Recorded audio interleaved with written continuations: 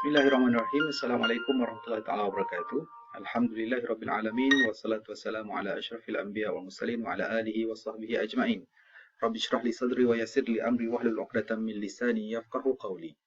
Alhamdulillah, bersyukur kepada Allah Subhanahu wa taala kerana kita dapat lagi bertemu dalam sesi perkongsian belajar ilmu faraid. Dalam pertemuan kali ini kita meneruskan lagi kepada waris faraid ashabul furud yang terakhir insya-Allah, iaitu bahagian datuk. Ya. Kita telah melalui siri-siri yang lepas berkaitan hampir 11 orang waris dalam komponen yang pertama, iaitu waris ashabul furud. Pada pertemuan kali ini kita akan cuba menguraikan siapakah datuk yang layak untuk dimasukkan dalam kategori ashabul furud. Dalam perbincangan mengenai waris yang layak dari kalangan datuk si mati ialah mereka yang hanya digelar sebagai datuk yang sah sahaja, al-jad as-sahih. Ya. Maksud kepada datuk yang sah ialah dua-dua kita secara asasnya apabila kita katakan istilah datuk, mereka ialah orang lelaki yang bersambung sama ada di sebelah bapa ataupun orang lelaki yang bersambung ke atas di sebelah ibu. Yang ini adalah bapa kepada ibu ataupun datuk sebelah mak. Dan ini adalah bapa kepada bapa, iaitu datuk sebelah ayah. Ya. Walau bagaimanapun, dalam ilmu faraid agak terperinci dalam menentukan siapakah datuk yang diiktiraf sebagai datuk yang sah yang layak untuk mendapat dalam kategori ashabul furud. Mereka yang bakal diletakkan dalam komponen yang utama. Dalam kes ini, hanya datuk yang berada di sebelah lelaki sahaja ataupun di sebelah ayah sahaja yang dinamakan sebagai datuk yang sah. Ya. Manakala di sebelah perempuan ataupun mana-mana orang lelaki yang bersambung dengan si mati dan ada di antara perantaranya ialah perempuan, maka datuk itu dianggap sebagai datuk yang tidak sah. Ya. So, dalam membicarakan dalam waris datuk, bukan hanya berhenti pada peringkat bapa kepada bapa ataupun bapa kepada ibu, tetapi dia adalah melibatkan semua asal keturunan kepada si mati, ya, sama ada moyang lelaki dan ke atas. Ya. So, dalam membicarakan, sekali lagi, datuk yang sah hanya mereka yang bersambung dengan si mati di sebelah bapa sahaja, manakala datuk yang tidak sah hanya layak menerusi hukum zawil arham.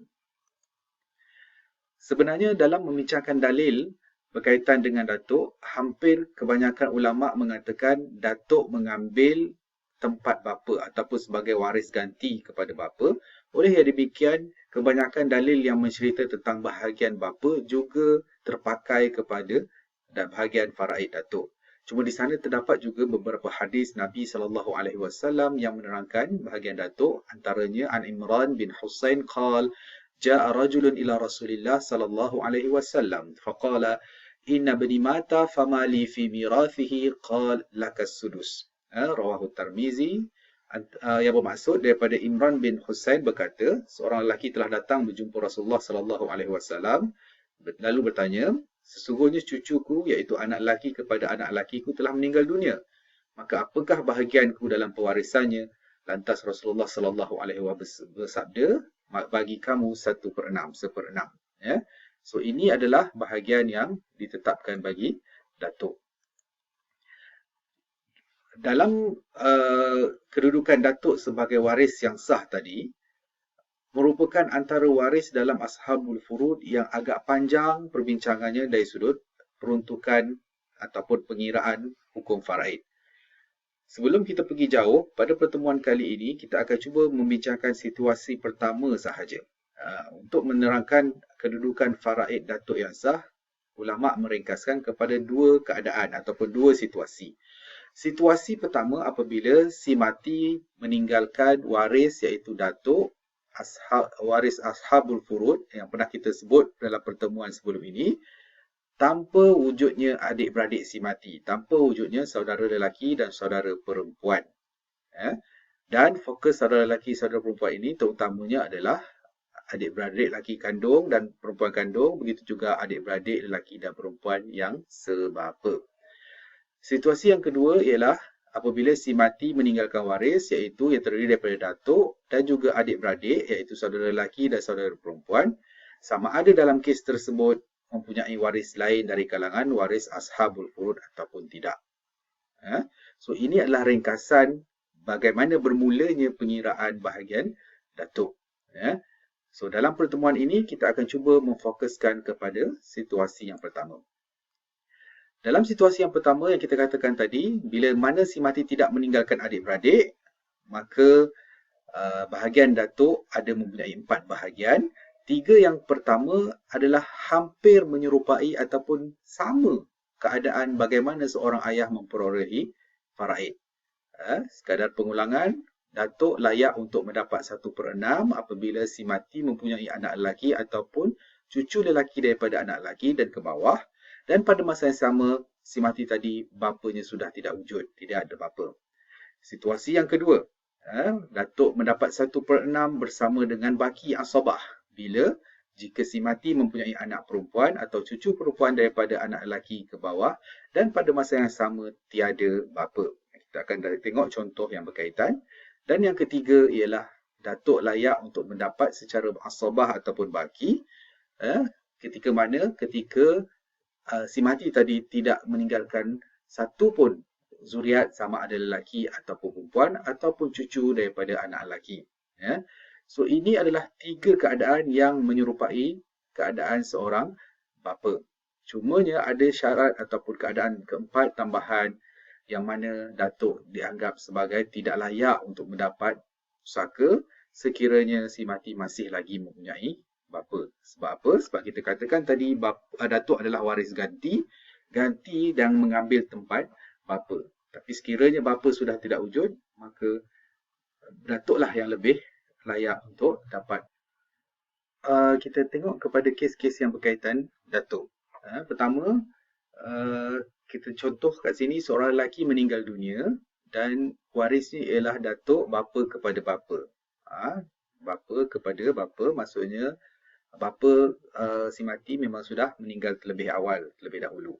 Dalam kes ini hanya datuk sahaja waris kepada si mati. So si mati pula tidak meninggalkan zuriat, maka keseluruhan harta dimiliki oleh datuk tersebut. Kita lihat kepada contoh kedua. Dalam kes kedua ini, seorang perempuan meninggal dunia dan warisnya ialah datuk dan seorang anak lelaki. Disebabkan si mati meninggalkan zuriat lelaki, maka dalam kes ini fardu ataupun bahagian tetap kepada datuk ialah sebanyak 1/6 sahaja. So dalam kes ini datuk mendapat 1/6 dan anak lelaki mendapat baki. Disebabkan ada satu saja pecahan, 6 pembawah ini akan dijadikan sebagai base number. So saham bagi datuk ialah 6/6 darab 1, 1. Jumlah tadi adalah 6, so tolak kepada 1 maka berbaki 5 yang perlu diserahkan kepada anak lelaki si mati. Okay.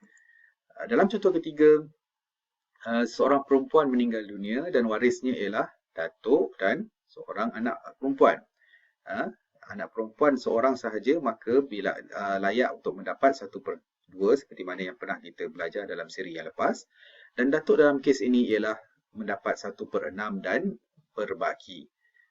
Cuba kita lihat, 6 dan 2 adalah nombor yang berbeza, tetapi boleh kita jadikan 6 itu sebagai gandaan sepunya yang paling kecil.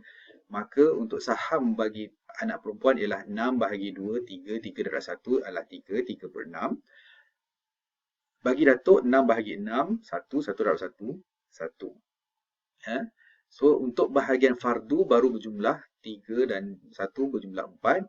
So ada baki lagi, disebabkan total adalah 6, berbagi 2 dan 2 itu perlu diserahkan kepada datuk yang dapat juga melalui secara asabah. So datuk dalam kes ini keseluruhannya memperolehi sejumlah 3/6, di mana 3 tadi 1 diperolehi melalui fardu dan 2 diperolehi secara asabah. Dan kita tengok kepada kes yang keempat, seorang lelaki meninggal dunia dan warisnya ialah bapa dan juga datuk. Dalam kes ini memang sudah jelas bahawa bapa masih wujud. Jadi apabila bapa masih wujud, datuk tidak layak untuk mendapat harta pusaka. Ya, bapa ini merupakan bapa kepada si mati dan pada yang sama adalah anak kepada datuk si mati. So bapa ni bertanggungjawab untuk memberi nafkah juga kepada bapa adalah, walaupun tak dapat si datuk tadi daripada bahagian uh, si mati. So inilah dia situasi pertama yang menggambarkan dalam kes-kes apabila si mati hanya melibatkan datuk dan juga waris-waris ashabul furud selain daripada adik-beradik si mati, sama ada adik-beradik kandung dan juga adik-beradik sebapa, iaitu ada 4 keadaan, 3 daripadanya menyerupai bapa dan 1 adalah keadaan tambahan iaitu terhalang daripada mendapat pusaka, dan insya-Allah kita akan bersambung pada situasi yang kedua di pertemuan yang akan datang. Untuk itu, sudahi dengan wabillahi taufiq wa hidayah. Wassalamualaikum warahmatullahi wabarakatuh.